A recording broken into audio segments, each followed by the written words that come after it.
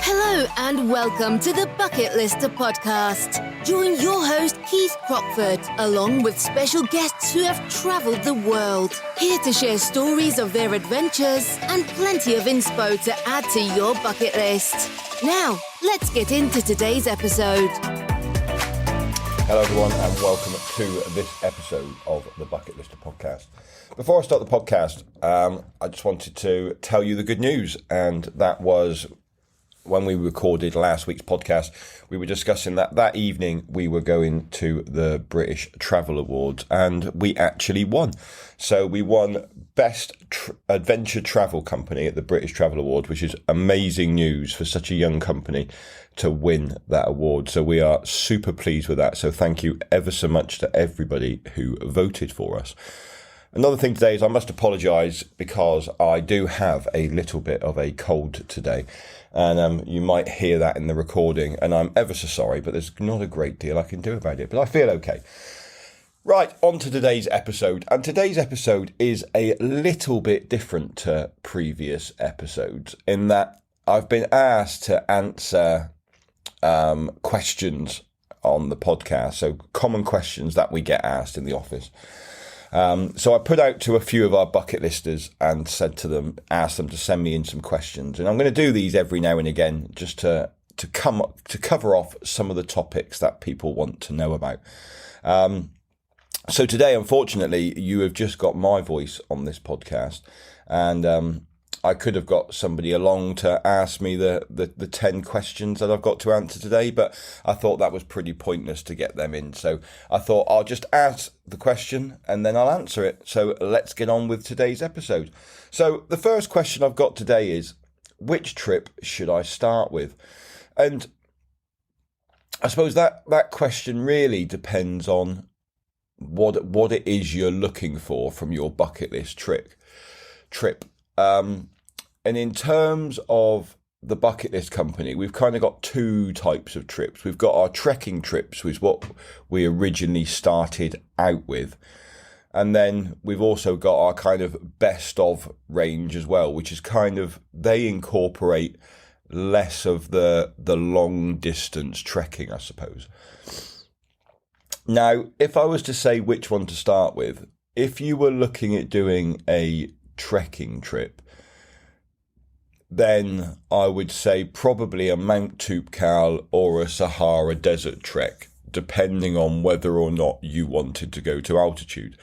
Mount Toubkal has an altitude of nearly 4,200 meters, whereas the Sahara Desert trek has no altitude at all. So if you want to go and see amazing scenery, if you want to go and find out how the Berber people lived, if you want to trek across the Sahara, then that is a great trip to go and start with.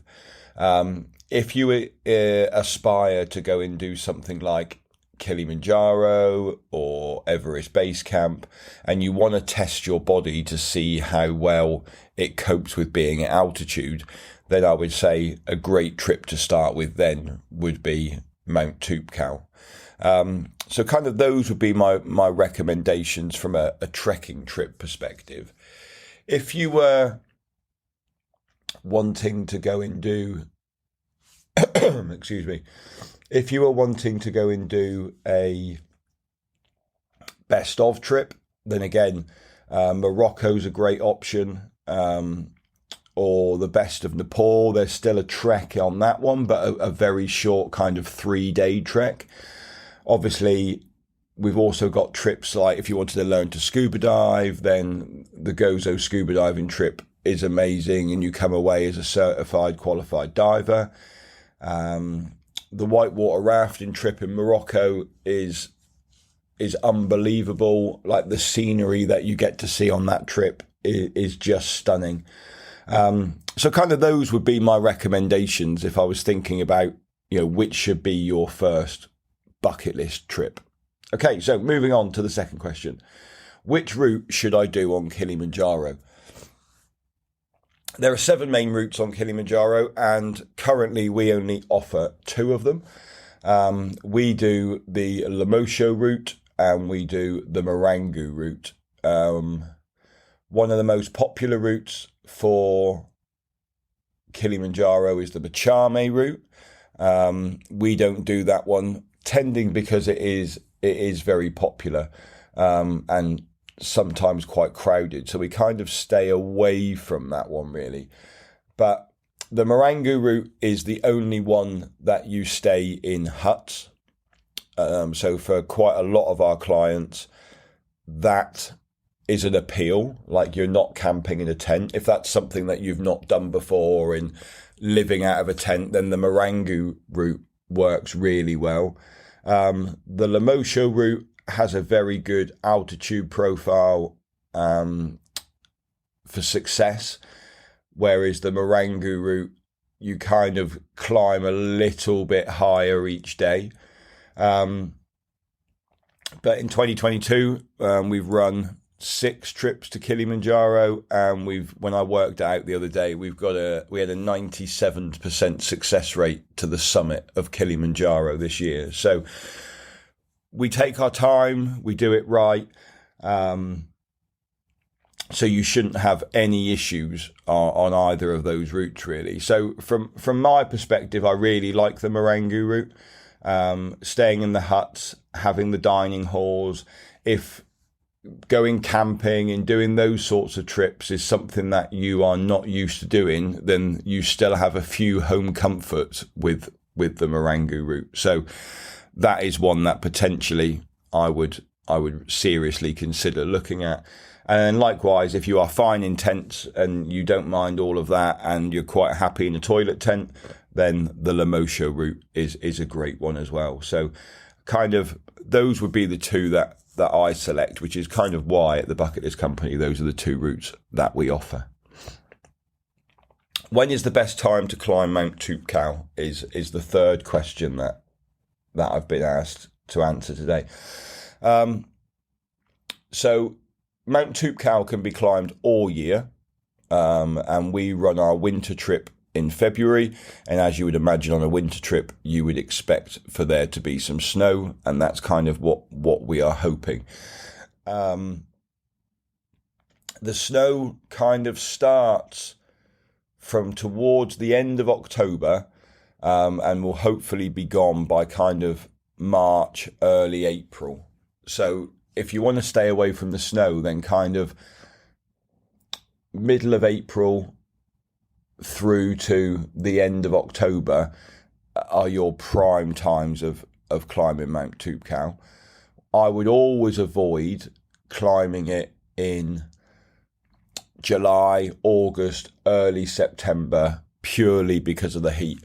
And that would be the heat on the climb itself, but also when you arrive in Marrakesh and just the heat around Marrakesh. So for me, the best times to climb Mount Toubkal would be from between middle of April through to the beginning of June, and then kind of from the end of September to the end of October. And that's kind of when we offer our standard Mount Toubkal trek.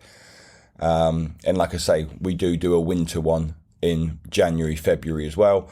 But again, on that one, we are expecting to go out and have to use an ice axe and wear crampons as well. So depending on what you want to achieve out your climb, those are then the best times to go and do it. Next question. How hard is the Everest Base Camp trek? Well, I think if you are generally fit, then the Everest Base Camp trek is not difficult and achievable by the majority of people. And the thing with the Everest Base Camp trek is there is a lot of up and there is a lot of down, all the way up and all the way back. It's not kind of the same as a Kilimanjaro trek where you are climbing up all the way, you get to the summit, turn around, and then you're downhill all the way back. There is a lot of up and down on the trek. So that you need to take that into consideration.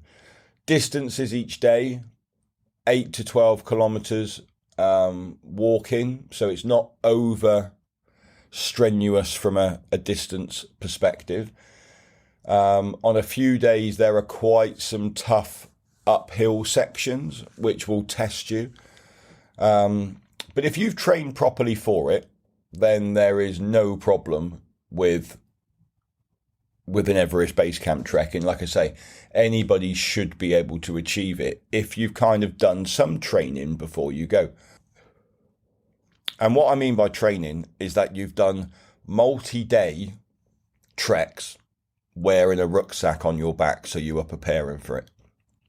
A lot of people, when they think about training for a multi-day trek, is they don't do the multi-day trekking as part of their training. And actually, we could all go out and walk 12 kilometres in a day. That wouldn't be a problem. The issue being is that you need to go out on day 2 and walk another 10 kilometres. And on day 3, you need to go out and walk another 12 kilometres, etc., etc. So if you can incorporate that in your training before you go, then you will not have a problem on the Everest Base Camp trek. Now, obviously, you are at altitude. And that is, it can affect you. I would say, the word altitude sickness gets battered around quite a lot. But I generally think the majority of people, through testing on the way up, have effects of being at altitude. They don't have altitude sickness. And again, we walk nice and slow. Like I say, you will feel some effects, but there's not a reason for you to turn around and have to come back down again. So in terms of how hard is it, it is tough, but only in terms of it being a multi-day trek, and the conditions that you are in. You are away from your home comforts. The actual trekking itself, I don't think is that difficult, and I think can be obtained by the majority of people, like I say, with a little bit of trekking. So you shouldn't have a problem with it if Everest Base Camp is on your bucket list. And then the next question is, moving on from that, is when is the best time to trek to Everest Base Camp? Well, in terms of Everest and that side of the Khumbu region, you have 2 seasons to go there. You've got from kind of March through till May, and then you've got from early to late September through to early November are kind of the 2 main seasons to go to the Himalayas in Nepal. So at that point, those are your 2 options. Is one better than the other? I would say that the spring season is when Everest gets climbed a lot more. So if you wanted to go and see Everest Base Camp in its full glory, set up like a small town, then that is the time to go. And the autumn season, Everest Base Camp itself is a lot quieter, with action from people climbing Everest. So depending on what you want to see and how busy you want it, then those are the 2 seasons. Obviously, you have the monsoon rain season in from July, August. So that means in the autumn season that everything is very green because they've had a lot of rain. So again, there's a lot more flower and fauna to see in the latter part of in the autumn season. So again, if you want it quieter, then I would suggest the autumn season. If you want to go and see Everest Base Camp bustling, then I would go in the spring season. How fit do you need to be for Kilimanjaro is a question we get asked quite a lot. And Kilimanjaro itself, again, excuse me, like Everest Base Camp, is not a difficult trek. The difficult part comes on summit night, and that is the one time that will really test you.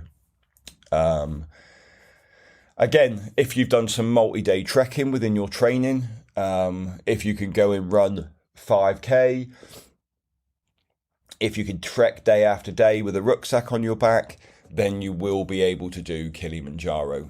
Kilimanjaro itself is I would say 40% physical and 60% mental to get to the top. It completely sets things apart from other treks because we are getting you up at 11 p.m. to start the trek to summit for 7, 8 o'clock in the morning. You are walking through the night. So I would say you need to be mentally prepared for Kilimanjaro, probably more so than you need to be physically prepared. But again, I don't think there's any reason why anybody can't go and climb Kilimanjaro. I think if you've done a little bit of training beforehand, if you are in good physical shape, if you go into the trek well hydrated, if you go into the trek well slept, if you are ready for it and you are mentally prepared, then there should be no reason why you cannot go and climb Kilimanjaro itself. Question I got asked the other day actually was, I've climbed Kili and I've done EBC, but what is next for me? And my advice on that one's kind of changed a bit recently, because I always used to say Mount Elbrus in Russia was a great option for next. But obviously at the minute, that is out of our hands. So the other options you've got are kind of potentially to head back to the Himalaya if you want to go and do another altitude trek, if you want to go higher again. And two of the most popular ones for next steps are Island Peak and Mira Peak, both of which are over 6,000 meters. Mira Peak is higher than Island Peak, but I would say Mira Peak is probably an easier climb than Island Peak in terms of the final push for the summit. Whereas Mira Peak is classed as the highest trekking peak in the Himalaya, whereas Island Peak, you need a little bit more technical skill to go and summit that one than you do for Mira Peak. So I would say those are your two next options if you were wanting to go and climb a 6,000 meter peak. So excuse me, have a look at Island Peak and have a look at Mira Peak, and I'll put links to both of those trips in the notes. And I also the other day wrote an article actually on which is harder, Island Peak or Mira Peak, and again I'll add that into the show notes as well, because it just kind of goes into a bit more detail. Than I could do a whole episode on that here, which I've got Gareth, one of our guides, coming on in a few weeks' time to give us who's done both Island Peak and Mira Peak this year. So I thought it'd be really good to get him on the podcast and actually look at that into more detail. Another question is, how much money should I spend on kit? And obviously that's always a really difficult one. And we provide a kit list out to customers. And, we don't put specifics on there. But obviously, if you're going to go and buy a pair of walking boots, you can buy a pair of walking boots for £50, or you could buy a pair of walking boots for £500. And we don't want to tell people what they need to buy. Buy cheap, buy twice. So if you buy something and, it's of cheap quality, it's going to last you not that long, and then you're going to need to throw it away. I go down the other route of buying quality first and it lasting a very long time. Now, I am doing these trips all of the time.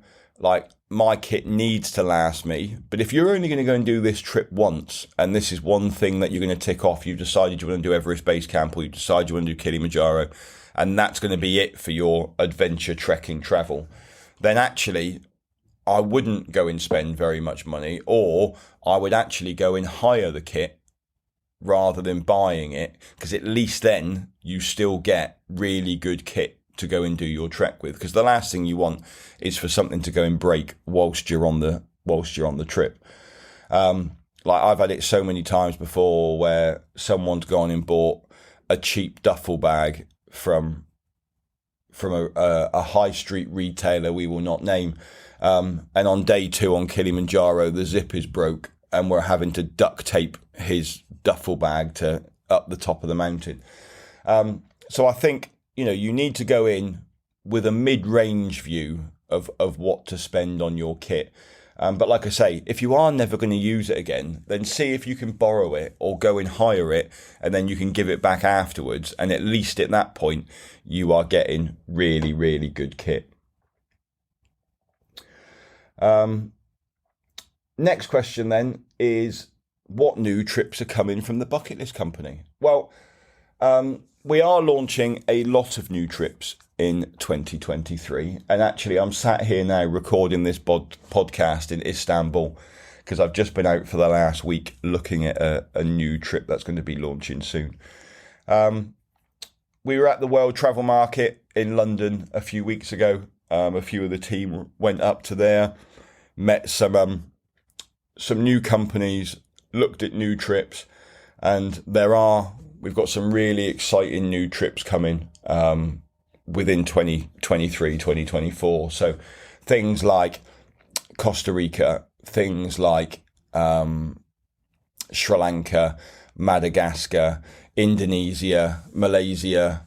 The list can kind of go on, and we are looking, like I say, at adding lots of new trips, and things might change a little bit towards the middle of 2023 for the Bucket List Company, but we'll keep you more informed with that as we go.